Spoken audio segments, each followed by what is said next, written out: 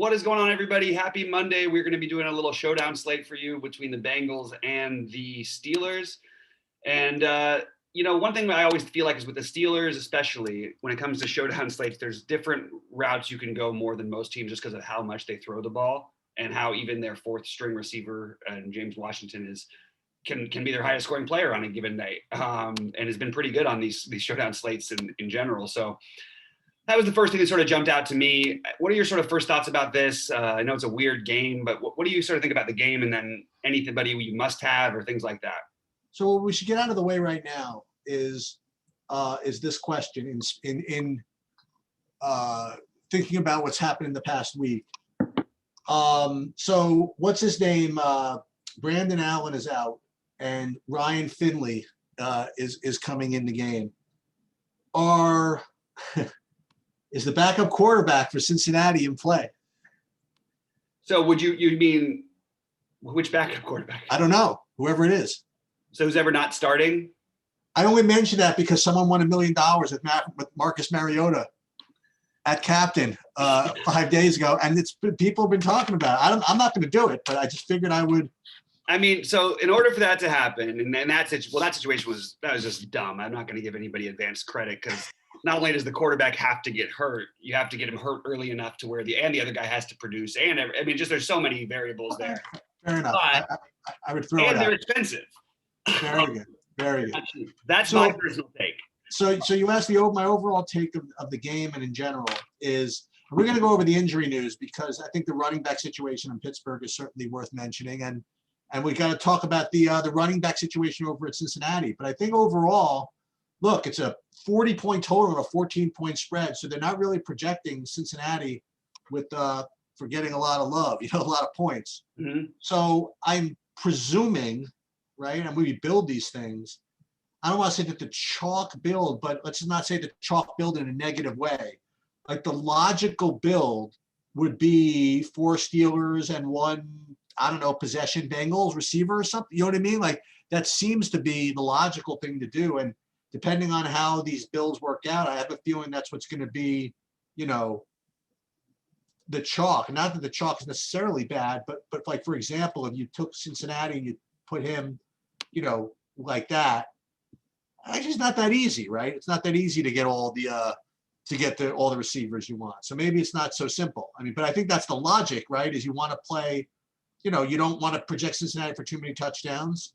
Mm-hmm.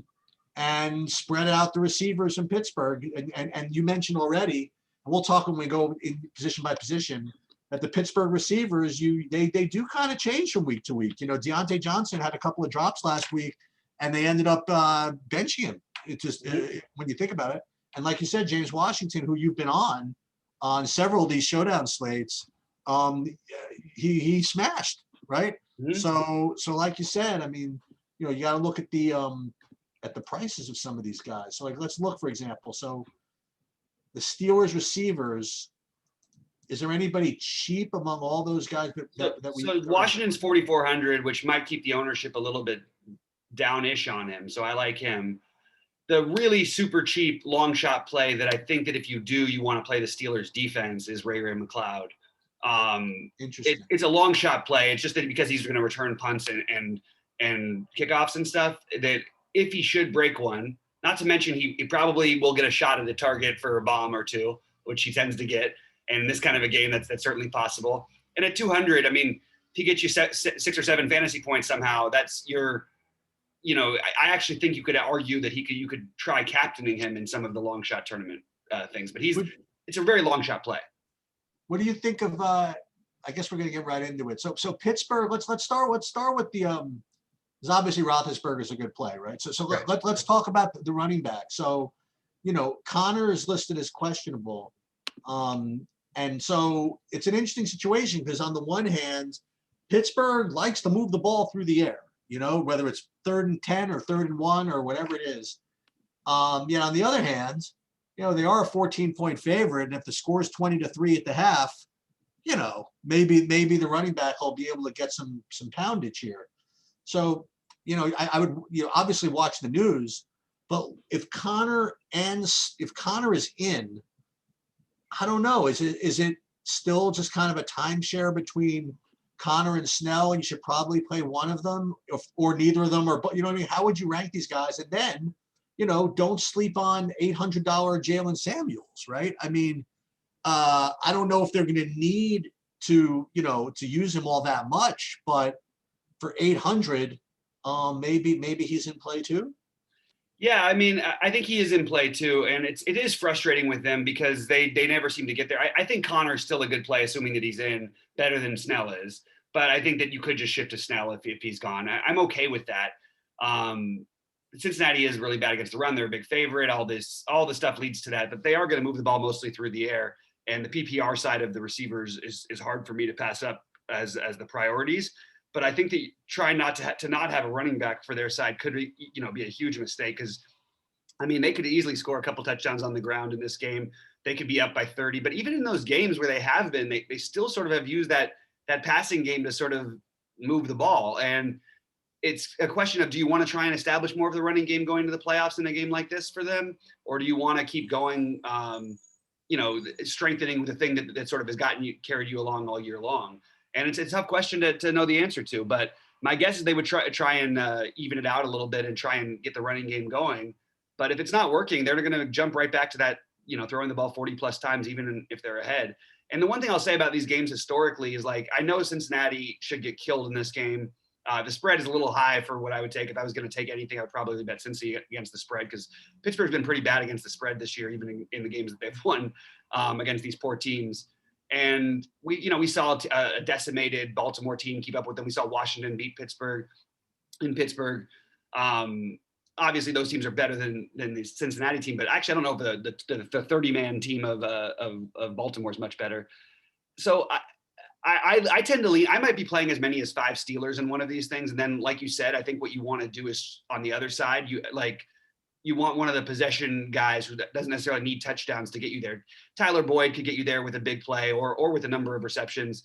But to me, I actually think that Giovanni Bernard might be overlooked a little bit because of what's been happening.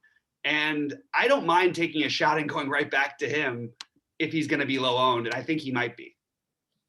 Yeah. So now that Connor's back, just to dismiss of all these other guys, I guess that other guy from Pittsburgh's out of play now, McFarland. McFarland, I don't have him on the list. He's 300. I mean, that's the only reason I mentioned him.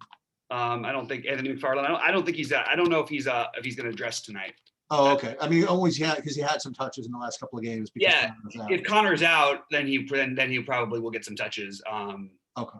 But I still think that I would prefer going. Well, even though Snell's would be overpriced still a little bit, I think I probably still would go there. But I wouldn't mind going there at all. That actually, he is really cheap. He's 200. So that's another route you could go if there is no Connor. Of course, I don't think you want to play him with Connor. We're going to talk about, obviously we have to talk about the defenses eventually, but before we leave Pittsburgh, I also feel as though for some reason that, they're a 14-point favorite. They just really need to win. They need to get out of this thing alive. These are really tough games to get up for.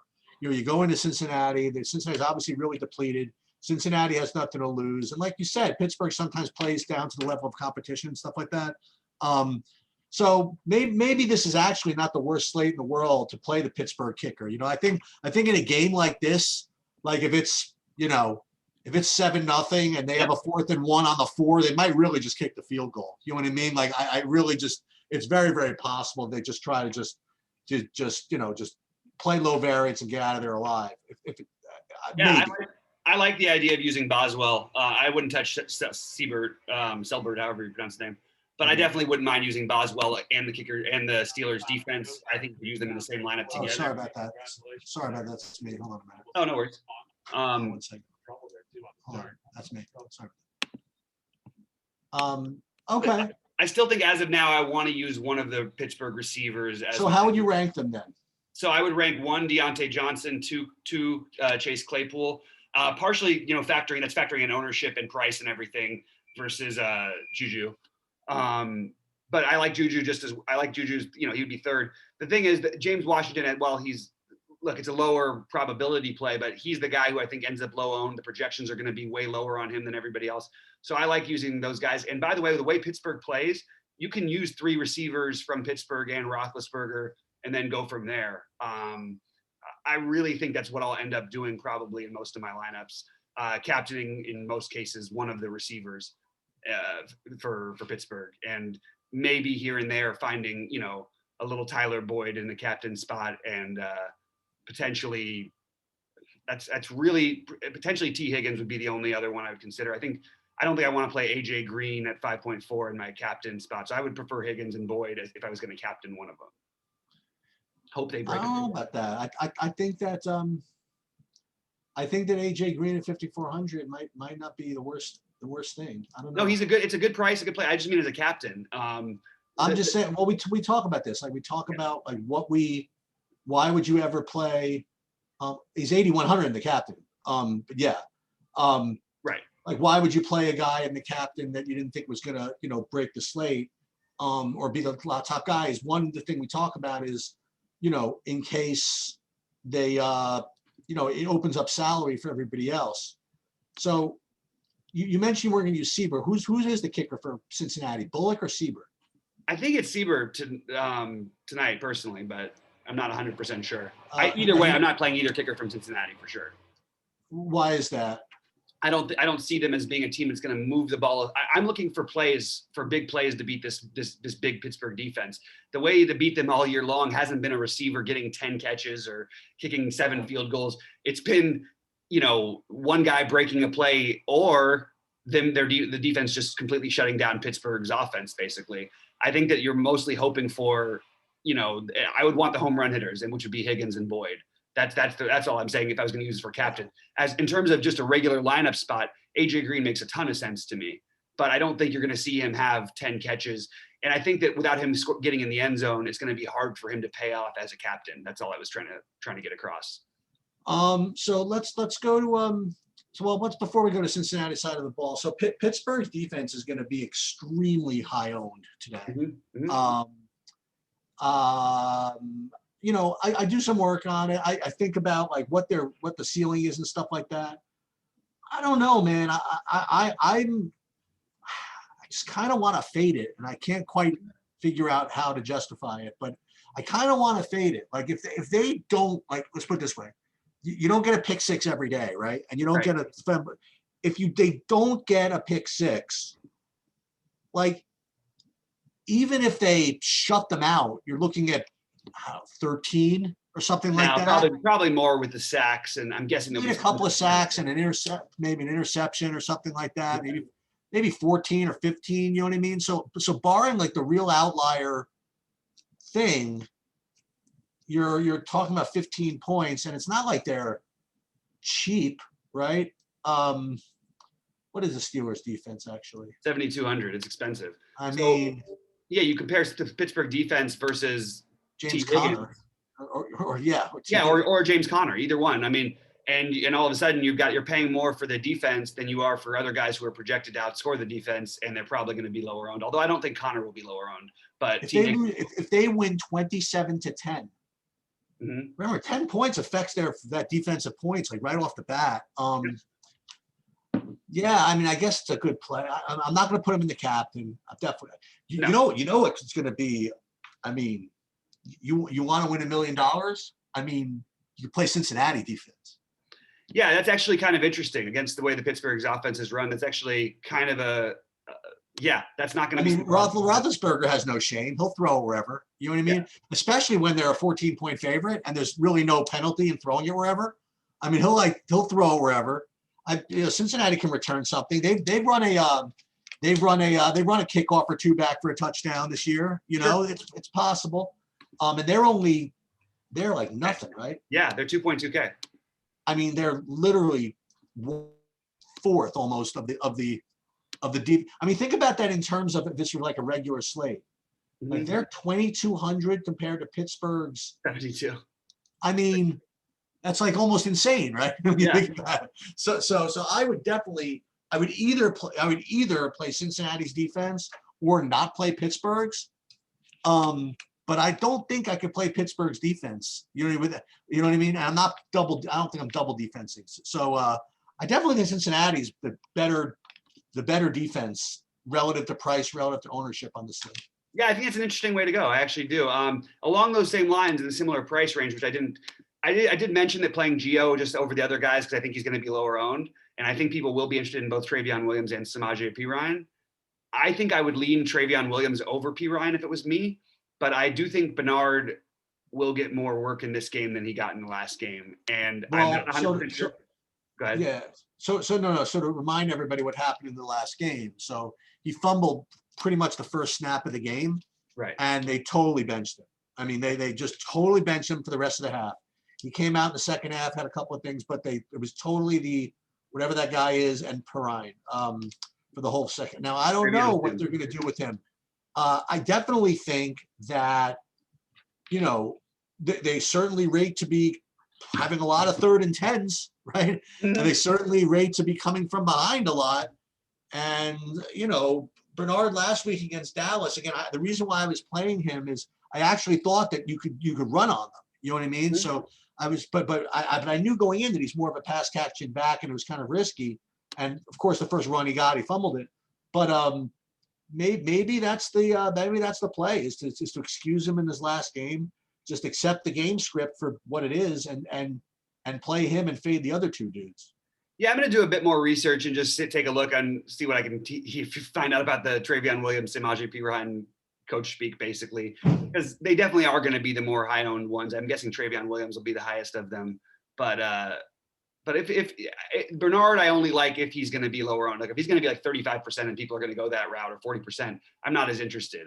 I'm much more interested if he's less than 20%. Whereas I think Travion Williams or Samaje Perine could be in that higher round. But the truth is, you don't necessarily need all the savings. So it's just a question of how people build. And I want to get some ownership projections, which I don't really have any estimates of right now. I'm just sort of thinking it out loud. But the way it looks and the way things are projecting, Bernard has become like he could be a very low on play, actually, depending on how things go. So I sort of like that upside. But again, Travion Williams over Perine by a little bit for me, but both are interesting.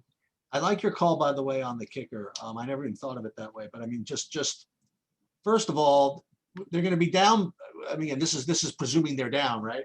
Right. Is they're going to be down multiple touchdowns. If they're down multiple touchdowns, the field goals are out of play, right? For openers. And like you said, I mean, they got to get it down to field goal range in the first place. So it's not like it's not just it's a lot of people think, well, they're not going to score touchdowns. So that means you're going to score field goals. I mean, it's not so easy either, So yeah, I agree with that. I prefer I guess that could be the thing is I'll play the Pittsburgh kicker over the Cincinnati one, or maybe I'll play the Cincinnati defense over the Pittsburgh one. And that's going to be that's a dangerous build, right? To play all these Pittsburgh receivers and then also the Cincinnati defense. We've seen that come in. Absolutely, we have. We've definitely seen that come in. I mean, otherwise, I mean, like I said, I've been playing around with these literally while we were starting to talk, and the reason why I start putting all these dudes in the captain, like these Bengal guys, is you can get like all four. You can get Roethlisberger and 3 receivers in your lineup.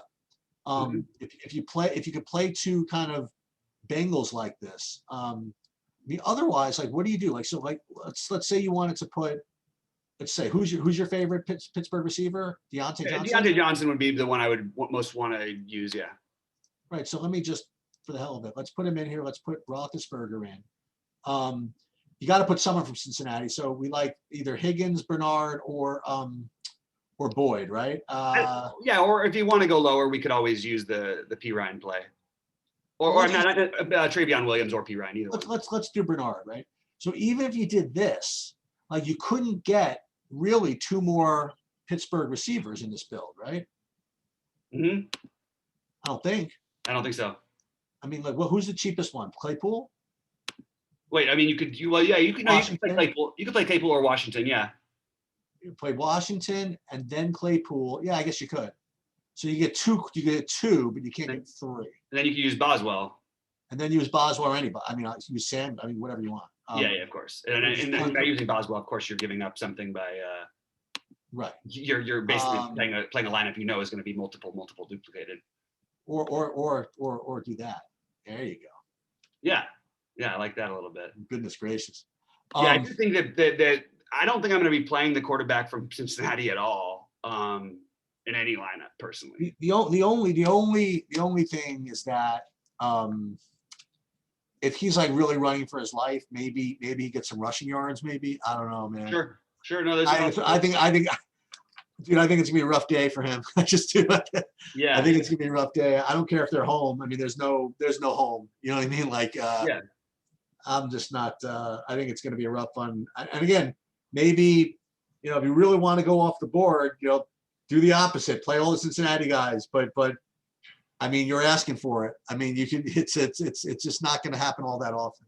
right, right. And one thing I mean, look, if you want to get, you can play P. Ryan in the captain. You can play Travion Williams in the captain, and play all of Pittsburgh and all their receivers, their top receivers, Deontay Smith, Schuster, and Claypool, and Roethlisberger. And then you can play the Pittsburgh defense, or you can do something else different there. But I kind of like that as just sort of a Pittsburgh hammer stack with trying to get the guy who's going to be catching balls out of the backfield. Well, maybe he gets 10 targets because they're catching up the whole time, and maybe he gets his points that way. Hopefully he sneaks into the end zone, but then playing all the Pittsburgh players in the flex. So if I'm going to use a Cincinnati player in the captain spot, I'm definitely not using it more than any one other Cincinnati player. And I probably am playing 5 Steelers against that one guy. Yep. That's the way I'm looking. Well, and that's what I was trying to fiddle around with before, right? So if you put well, like you said, if you put P. Ryan up in the captain somehow, I mean, then literally you could just do whatever you want, right? Yeah, I actually just did that in the lineup, and it was You pretty. put P. Ryan. I mean, you literally can't spend all your money, right? I mean, like, You can. I mean, you certainly could if you tried, but Yeah. I mean, you want to put all the receivers in? Yeah, that's what you did. Yeah, there you go. Yeah, and then you take Washington instead. Instead of Schuster. Play the Pittsburgh defense. But this, I'm guessing, is going to be duplicated. It's okay that we do it. Yeah, instead Well, this one leaves 2,900 on the table. It's not exactly. This is good. This one will leave stuff on the table. I'm saying if you switch James Washington for the Pittsburgh defense, right? Because that actually coordinates a little bit better. It's something I would consider using in like the 180 or maybe a smaller field. Oh, you know who we didn't talk about, by the way? What the hell is wrong with us? We never talked about Eric Ebron. That's a good point. I actually didn't have him as high on my list for some reason, and I probably should. Yeah, I think that Ebron is. I put him. I mean, against Cincinnati, it's a pretty good matchup. I would put him a little bit behind the other receivers for Pittsburgh, and there's always a chance Vance McDonald gets like an end zone look instead of Ebron. But yeah, he's a strong play too. I mean, 6.4 is very reasonable. It's going to depend, and he always ends up being a little lower owned than the other guys. So that's an interesting other route you can go. Maybe just play him over Claypool or something and leave the 2,200 on the table with one of these kind of lineups. You know what I mean?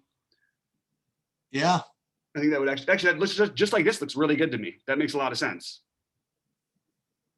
The only thing is, if I only play one Cincinnati guy, I'm going to be really tempted to play that Pittsburgh defense.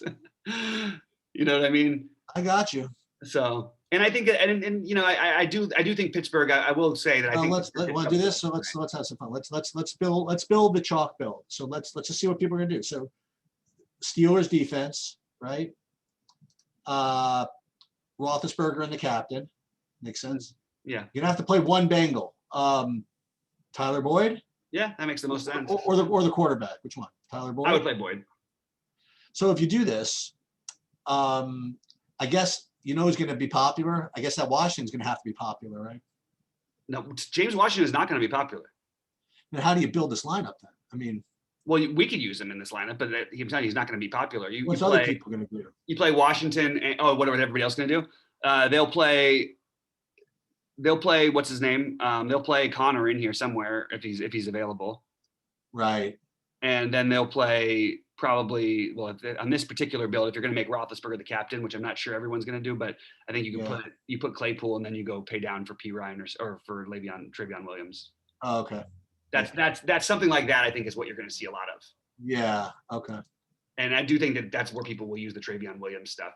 So you can get different. I mean, look, the crazy Ray McLeod is how you try and win $1 million tournament. You put Ray McLeod in the lineup along with the Steelers defense. Maybe that's the one where you captain the Steelers defense if you wanted to go that route, which is not going to be that far. But Ray McLeod, nobody's going to play this guy.